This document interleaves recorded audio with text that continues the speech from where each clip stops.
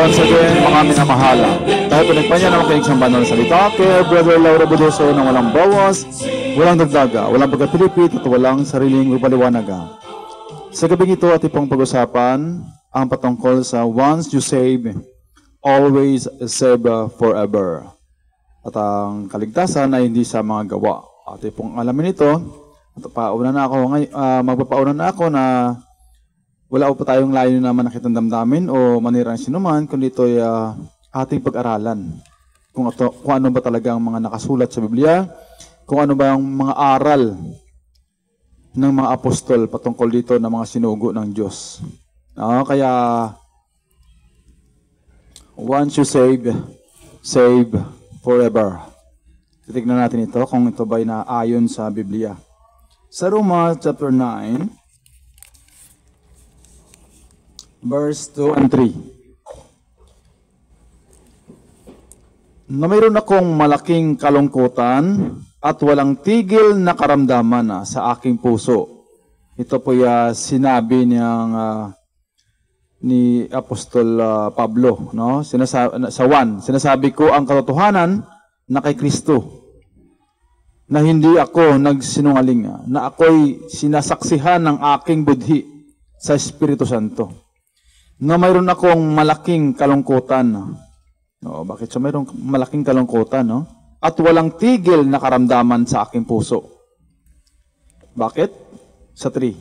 Sapagat ako'y makapagnanasa na ako man ay itakwil mula kay Kristo dahil sa aking mga kapatid na aking mga kamag-anak ayon sa laman. Yan. Sabi niya rito sa 3, sapagkat ako'y makapagnanasa na ako man ay itakwil mula kay Kristo dahil sa aking mga kapatid na aking mga kamag-anak ayon sa laman. Yun. Kaya sabi niya, ako man ay itakwil mula kay Kristo. Yun. Apostol na yan. Mga ligtas na to . Kaya pwede pa rin kahit na sa mga apostol sila, pwede pa rin pala silang maitakwil mula kay Kristo. Kaya walang gayon, na once you save, always save forever. Yan. Kaya pwede pa sila, sabi niya, sapagkat ako'y makapagnanasa na ako man ay itakwil mula kay Kristo dahil sa aking mga kapatid na aking mga kamag-anak ayon sa laman. Yan, kaya pwede pa siyang maitakwil. Sa 1 Corinthians chapter 9 verse 27. 1 Corinthians chapter 9 verse 27. Ngunit hinahampas ko ang aking katawan at aking sinusupil, baka sakaling sa anumang paraan pagkapangaral ko sa iba ay ako rin ay itakwil. Yan, Kaya nga sinusupil niya ang kanyang sarili. Sabi niya, ngunit hinahampas ko ang aking katawan. Hindi hinahampas ng literal na hampas, ng Bernie Santo, Nahampasin niya yung katawan niya. No? Kasi sa Biblia, ang hinahampas, si Kristo. Ang umahampas, ang Hudyo. Kaya ano ba yan? Yung kalahati Hudyo, yung kalahati Kristo. Hindi naman gayon . Kaya hindi pwede ganon. Kaya pag Bernie Santo, ginagawa nila yun. Ang kalahati Kristo, kalahati Hudyo. Sinakulo ba yun? Kaya ang sabi rito, ngunit hinahampas ko ang aking katawan. Hindi naman literal na hampasin mo yan . At aking sinusupil, baka sakaling sa anumang paraan, pagkapangaral ko sa iba, ay ako rin ay itakwil. Kaya pwede pa rin matakwil. Kaya nga make your election sure . Kaya sisiguraduhin mo. Yan, Kaya ang sabi, pagkapangaral ko sa iba, ay ako rin ay matakwil. Yan. Sa Jeremias chapter 5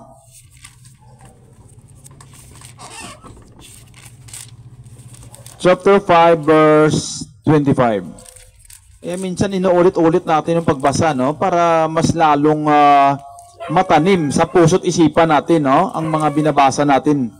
Kaya inuulit-ulit natin yan para mas hindi natin makalimutan yung mga ating binabasa. No? Sa Jeremiah chapter 5, verse 25. Ang inyong mga kasamaan ang nangaghiwalay ng mga bagay na ito, at ang inyong mga kasalanan ang nagsipigil sa inyo ng kabutihan. Yan, ha? Kaya hindi pwede yun na once you save, always save forever. Yan. No? Kaya ang sabi rito, sa Jeremiah chapter 5 verse 25, ang inyong mga kasamaan ang nangaghiwalay ng mga bagay na ito, at ang inyong mga kasalanan ang nagsipigil sa inyo ng kabutihan. Yan. Ha? Kaya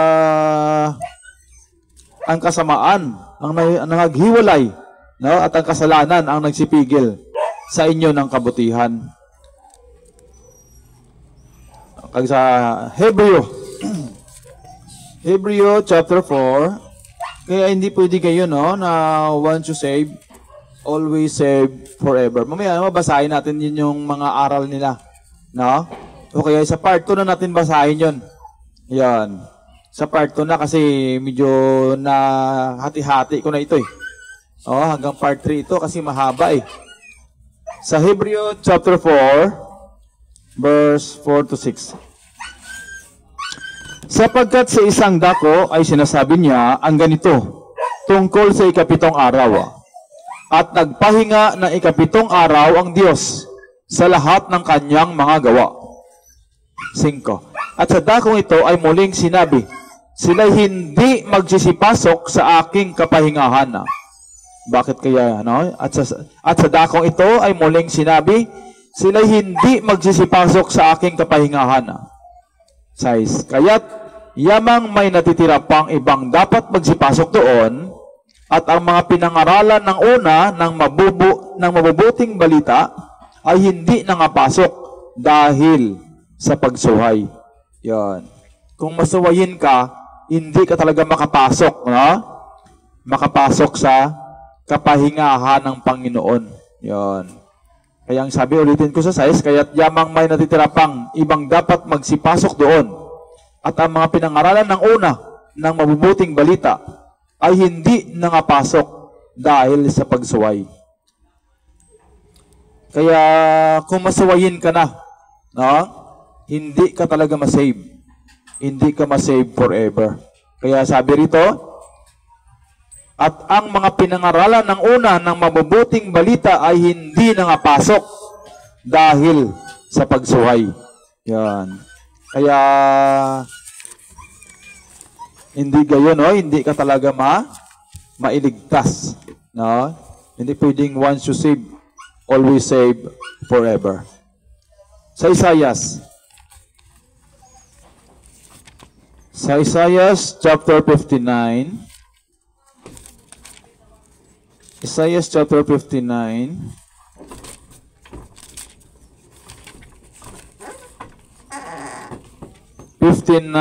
verse 2.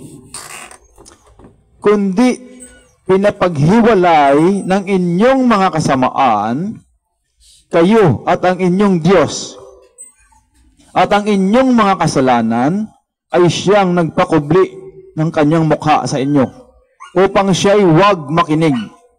Yan. Sabi rito sa Isaiah chapter 59 verse 2, kundi pinapaghiwalay.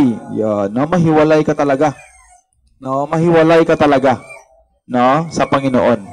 Kaya sabi rito, kundi pinaghiwalay ng inyong mga kasamaan, kayo at ang inyong Diyos, at ang inyong mga kasalanan ay siyang nagpakubli ng kanyang mukha sa inyo, upang siya'y huwag makinig.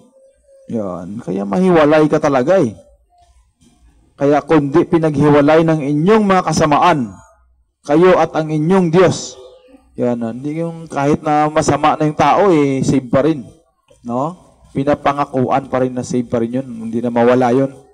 Yun. Hindi pwede ganun, no? Mahiwalay. Kundi pinaghiwalay ng inyong mga kasamaan, kahit masama na ngayong tao eh. No?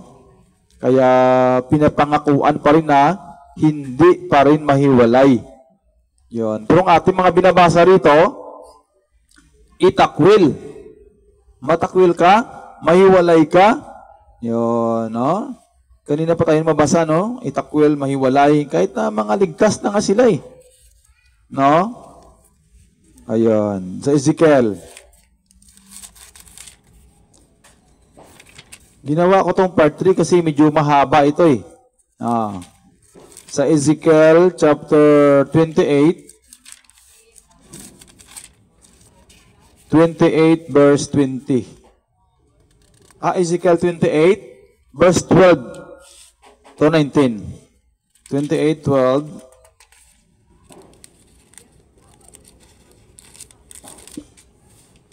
12 to 19.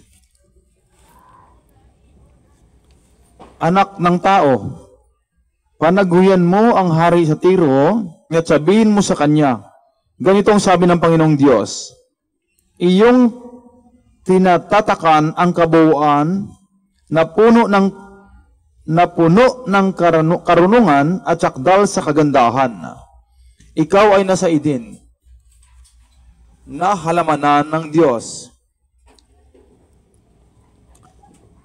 Lahat ng mahalagang bato ay iyong kasuotan. Ang sardio, ang topasyo, at ang diamante, ang berilo, ang onyx, at ang jaspe, ang zafiro, ang esmeralda, at ang karbongko, at ang ginto, ang pagkayari ng iyong pandirita, at iyong mga plauta ay napasa iyo. Sa kaarawan na ikaw ay lalangin, ay nangahanda. Ikaw ang pinahirang kirubin. Yan, Satanas to, no? Ikaw ang pinahirang kirubin na tumatakip at itinatag kita na ano pat ikaw ay nasa ibabaw ng banal na bundok ng Diyos. Ikaw ay nagpanhik manaog sa gitna ng mga batong mahalaga. Ikaw ay sakdal sa iyong mga lakad. Mula sa araw na ikaw ay lalangin, hanggang sa ang kalikuan ay nasumpungan sa iyo. Dahil sa karamihan ng iyong kalakal, ay kanilang pinuno ang gitna mo ng pangdadahas.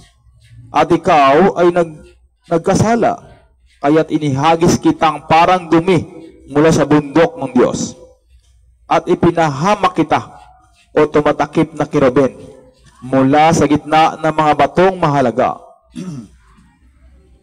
Ang iyong puso ay nagmataas dahil sa iyong kagandahan. Iyong pinahamak ang iyong karunungan dahil sa iyong kaningningan. Aking inihagis ka sa lupa, aking inilagay ka sa harap ng mga hari upang kanyang masdan ka sa pamagitan ng karamihan ng iyong mga kasamaan, sa kalikuan ng iyong pangangalakal, iyong nilapastangan ng iyong mga santoryo. Kaya't ako'y naglabas ng apoy sa gitna mo, sinupok ka, at pinapaging abo ka sa ibabaw ng lupa, sa paningin ng lahat na nanganunood sa iyo. Silang lahat ay nakakakilala sa iyo sa gitna ng mga bayan, mga titigilan dahil sa iyo, ikaw ay naging kakilakilabot. At ikaw ay hindi na mabubuhay pa. Yan, no? Kaya may hatol na siya eh. No? Kahit si Satanas. Yan, no? Dati nga siyang sa langit eh. Yang sabi sa kanya, anak ng tao, panaguyan mo ang hari sa Tiro. At sabihin mo sa kanya, ganito ang sabi ng Panginoong Diyos, iyong tinatakan ang kabuuan na puno ng karunungan. Yan. Puno ng karunungan at sakdal sa kagandahan, no? Perfect in beauty and full of wisdom. Ikaw ay nasa idin sa lamanan ng Diyos. Lahat ng mahalagang bato ay sa kanyang kasuotan, ang sardio, ang topasyo. Kaya no, kahit na si Satanas nga, dati na siyang nasa langit eh. No?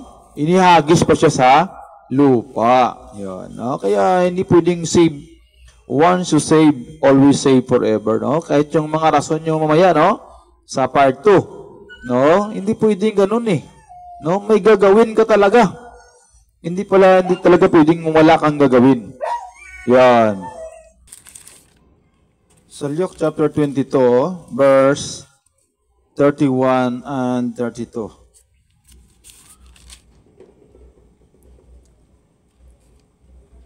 (31 to 34). Simon, Simon, narito hiningi ka ni Satanas, upang ikaw ay maliglig niyang gaya ng trigo. Datapat ikaw ay pinamanhik ko na huwag magkulang ang iyong pananampalataya. At ikaw, kung makapagbalik ka ng muli, ay papagtibayin mo ang iyong mga kapatid. Ayun. Kaya tignan mo rito, mga apostol na ito, no? Kanina si Apostol Pablo, ngayon si Apostol Pedro. Kaya ang sabi rito, kaya nga sabi niya, datapat ikaw, ipinamanik ko na huwag magkulang ang iyong panampalataya. At ikaw, kung makapagbalik ka ng muli, ay papagtibayin mo ang iyong mga kapatid. Kung makapagbalik. Yan. Kaya hindi pwede yung once you save eh. Always save forever. No? Sa Ezekiel 8:10, yung mga apostol pa ito, no? Kaya dapat sa kanila tayo matuto. No? Sa kanila tayo matuto. Hindi naman kung kani-kanino eh. Yan. Ezekiel chapter 18. Bigyan natin ng conclusion to mamaya ng konti, no? Last verse na lang to pala, no? Sa Ezekiel 18, sa Ezekiel 18, verse 20-21. Lundag sa 24. Ang kaluluwa na nagkakasala, mamamatay. Ang anak ay hindi magdadanas ng kasamaan ng ama, o magdadanas man ng ama ng kasamaan ng anak. Ang katwiran ng matuwid ay isa sa kanya, at ang kasamaan ng masama ay isa sa kanya. Ngunit, kung ang masama ay humiwalay sa kanyang lahat ng kasalanan ng kanyang nagawa, at ingatan ang lahat ng aking mga palatuntunan, o dati siyang masama, no? Tapos humiwalay siya sa kanyang lahat na kasalanan na kanyang nagawa, at ingatan ang lahat ng aking mga palatuntunan, at gumawa ng tapat at matuwid, siya'y walang pagsalang mabubuhay. Siya'y hindi mamatay. O, kung dati kang masama, tapos humiwalay ka doon sa iyong mga kasamaan, na dati kang masama, no? Humiwalay ka na, no? At iningatan mo ang mga iningatan mo ang lahat ng aking mga palatuntunan at gumawa ng tapat at matuwid. Siya'y walang pagsalang mabubuhay. Siya'y hindi mamamatay. 24. Ngunit, pagka ang matuwid, yun, dati ka nang ligtas, no? Matuwid ka na. Ay humiwalay sa kanyang katwiran at gumagawa ng kasamaan at gumagawa ng ayon sa lahat na kasuklam-suklam na ginagawa ng masamang tao, mabubuhay baga siya? Walang alalahanin sa kanyang mga matuwid na gawa na kanyang ginawa, sa kanyang pagsalangsang na kanyang isinalangsang ay sa kanyang kasalanan na kanyang pinagkasala, sa mga yaon mamamatay siya.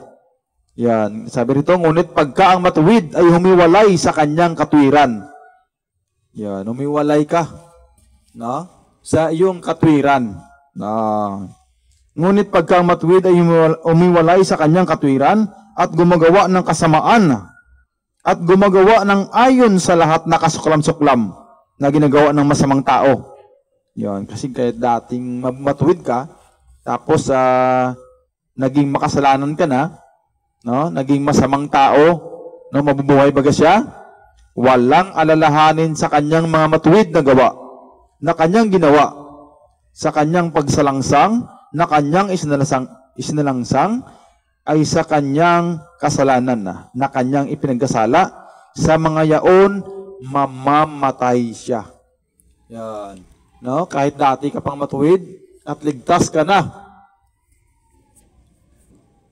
Tapos sabi rito, humiwalay ka sa iyong katwiran, sa kanyang katwiran, at gumagawa ng kasamaan, yon, mamamatay siya. Hindi na siya ligtas. No? Kaya hindi pwedeng once na save ka na, always save forever. No? Walang gayon. No? Kaya kanina pa tayong nagbasa patungkol kay Apostol Pablo, Apostol Pedro, no? At sa mga apostol, no? At sa mga propeta, na mahiwalay ka talaga at ikay mamamatay. No? Kaya hindi pwedeng ganon. No? Walang once you save, always save forever. Yan. Kaya tingnan natin, no, Apostol Pablo, kaya nga sabi niya, pagkapangaral ko sa iba, ako man ay takwil mula kay Kristo. Yan, no, sinabi ni Apostol Pablo, no, sa Roma 9:2-3. Yan, sa 1 Corinthians 9 verse 27, inahampas ko. Yan, baka sakali ako man ay itakwil. Yan. Kaya nga sabi niya, pagkapangaral ko sa iba, ako rin ay matakwil. Kaya nga, make your election sure. No? Siguraduhin. Kaya nga tayo nag-aaral. No? Kaya kayo nakikinig. Para malaman natin yung mga aral na ito. Hindi yung take for granted mo na nasave na ako eh. Kaya hindi na yung mawala. Yun, okay na, kahit hindi na nga ako makinig dyan eh. Hindi na ako mag-aral. Kaya hindi gayon, no? Kaya gusto talaga ng Panginoon na malaman natin itong mga aral na ito. At wala tayong layo na manira, no? Kundi ating alamin ang mga katotohanan na galing sa Panginoon. Ayun.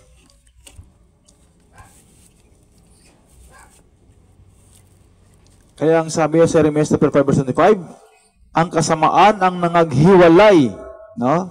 Ang kasalanan, ang kasamaan, ang nagsipigil sa inyo ng kabutihan, no? Sa paggawa ng kabutihan. Kaya, sa Hebrews 4 verse 4-6, hindi nangapasok dahil sa pagsuway. Yan, hindi ka talaga makapasok sa langit kung masuwayin ka tayo sa Diyos.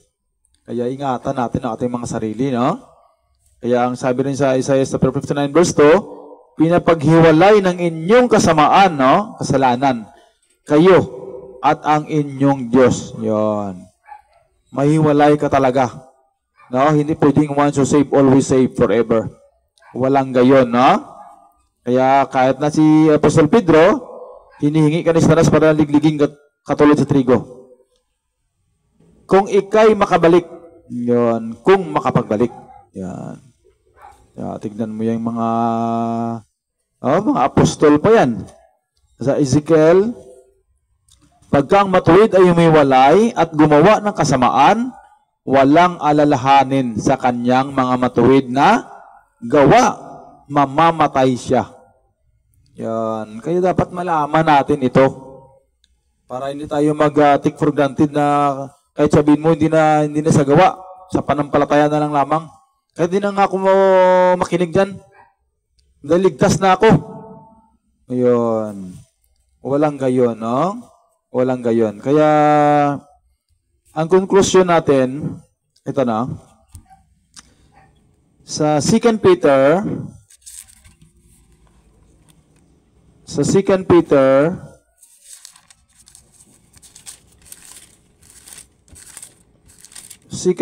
chapter, ito, conclusion natin ito, no?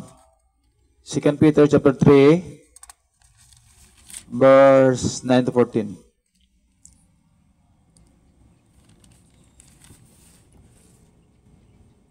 Ang Panginoon ay, 2 Peter chapter 3, verse 9.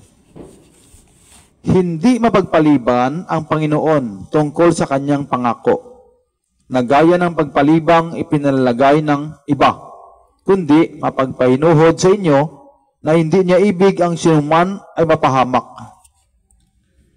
kundi ang lahat ay magsipagsisi. Then, datapwat, darating ang araw ng Panginoon na gaya ng magnanakaw na ang sangkalangitan sa araw na iyan ay mapaparam, nakasabay ng malaking ugong. At ang mga bagay sa langit ay mapupugnaw sa matinding init. At ang lupa at ang mga gawang nasa lupa ay pawang masusunog. Yamang ang lahat ng mga bagay na ito ay mapupugnaw ng ganito. Anong ang anyo ng mga pagkatao ang nararapat sa inyo sa banal na pamumuhay at pagkamaawain na ating hinihintay at pinakananasa ang pagdating ng kaarawan ng Diyos, na dahil dito'y ang sangkalangitan ay nagniningas, ay mapupugnaw, at ang mga bagay sa langit at sa langit ay matutunaw sa matinding init. Ngunit ayon sa kanyang pangako ay naghihintay tayo ng bagong langit at ng bagong lupa na tinatahanan ng katwiran. Kaya nga, mga minamahal, yamang kayo'y nagsipaghintay ng mga bagay na ito, ay pagsikapan ninyong masumpungan kayo sa kapayapaan na walang dungis at walang kapintasan sa paningin niya. Yan.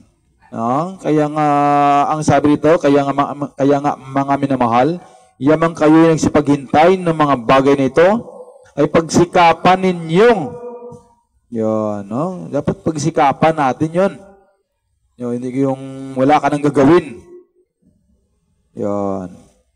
Kaya ang sabi rito, nagsipaghintay ng mga bagay na ito, ay pagsikapan ninyong masumpungan kayo sa kapayapaan na walang dungis at walang kapintasan sa paningin niya. Hindi naman sabi sa panampalataya lamang. Wala namang ganun, no? Kaya ang sabi rito, pagsikapan ninyong masumpungan kayo sa kapayapaan na walang dungis at walang kapintasan sa paningin niya. Yan. Pero sabi, pansinin tayo rito, no? Sa 12, na ating inihintay at pinakananasa ang pagdating ng kaarawan ng Diyos, na dahil dito'y ang sangkalangitan na nagdiningas ay mapupugnaw at ang mga bagay sa langit ay matutunaw sa matinding init. Yan. Kaya sabi ng mga saksi ni Jehovah, no, na wala naman sa Biblia, ay wala daw kasalanan ang heaven and earth. Kaya hindi daw pwedeng masunog. Yan. Pero ito mabasa natin dapat sampalatayan natin ito. No? Kasi nabasa natin Yan. Kaya kung natin mabasa rito, yun ang dapat natin, no? Totoo naman yun na walang kasalanan ng lupa at langit. Pero yun ang mabasa natin. Yan. Kaya ang sabi rito, kaya nga mga minamahal, yamang kayo'y nagsipaghintay ng mga bagay na ito, ay pagsikapan ninyong, yun ang gagawin natin, may gagawin talaga tayo, ay pagsikapan ninyong masumpungan kayo sa kapayapaan na walang dungis at walang kapintasan sa paningin niya. Yan, sa 9. Hindi mapagpaliban ang Panginoon tungkol sa kanyang pangako. Yan, meron kasing marami nang prophecy daw, no, na darating ang Panginoon. Halimbawa, sunod natin pag-aralan natin yan, no? Katulad kay Pastor Kibuloy kuno, no, na nagsabi siya na sa year 2000 darating ang Panginoon. Yun, sabi ng Panginoon, hindi niya alam no? Pero siya alam niya, no? Kaya ang sabi nito, hindi pagpaliban ang Panginoon tungkol sa kanyang pangako na gaya ng pagpalibang ipinalagay ng iba. Yan, dahil hindi dumating, sa sunod na lang. Sa sunod siya darating. Hindi gayon, no? Walang gayon. Kaya, hindi pwedeng gano'n, no? Kaya dyan mo malaman talaga na hindi nga alam ni Kristo ang pagbalik niya kung kailan. Maraming nag-prophesy niyan na darating ganito, darating ganyan, no? Yung mga saksi ni Jehovah, yung mga Seventh-day Adventist, nag-prophesy din yan. May sasunod natin pag-aralan din natin yan, no? Kaya walang gayon, no, na kaya sabi rito, hindi mapagpaliban ang Panginoon tungkol sa kanyang pangako. Kaya pag sinabing babalik siya, hindi na pwedeng sa tao gayon, no, nagsabi ka ng darating ang Panginoon sa ganitong taon. Tapos hindi pala. Yan, tapos sabihin mo yung Diyos na nag-error diyan. Yan, wag mong cut diyan, quote and unquote, no? Yung sabi ng mga mangaral na darating daw ang Panginoon. Kaya, salamat sa Panginoon, no, na tayo po'y nakapag-aral ng want to save, always save forever. Walang gayon, no, sa Biblia, no? May part 3 pa to, may part 2, part 3 pa ito, no? Kaya atin itong pag-aralan kasi mahaba itong aral na ito, eh. Yan. Kaya yun ang konklusyon natin, no, na hindi niya ibig na sinuman ay mapahamak, kundi ang lahat ay magsipagsisi. Yan. Kaya at may gagawin ka talaga, no? Hindi pwedeng wala. Kaya kahit mga apostol na sila, mga ligtas na sila, yan. Kung titigil ka sa paggawa ng kabutihan at ginagawa mo ng kasamaan, mahiwalay ka talaga sa Panginoon. Hindi pwede yung once you save, always save forever. Yan. Kaya salamat sa Panginoon at tayo po ay nakatapos na naman sa pakikinig ng mga salita ng Panginoon.